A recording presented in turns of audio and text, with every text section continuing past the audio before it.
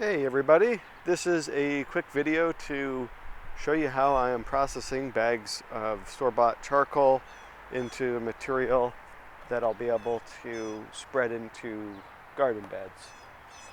So I found that what works for me is to take the bag of charcoal and I run it through a 1/4 inch screen here, and then what I do is I take the big chunks over to this bucket and I mash it up with this stick, and then what's left after that I screen it again to get the small bits out, and then I run the remaining pieces through this shredder here, and this is what I'm left with.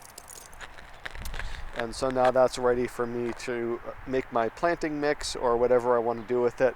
And probably there's some various size chunks in here, so probably I'll screen it again.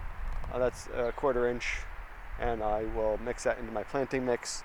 And then the bigger chunks I will just spread on top. And so that's how I'm doing it. And one other thing is with this, I just tried to stick the bigger chunks in here, and it kind of got bogged down, but once you get them broken up, it actually works pretty well. See you in the next video. Thanks for watching. Cheers.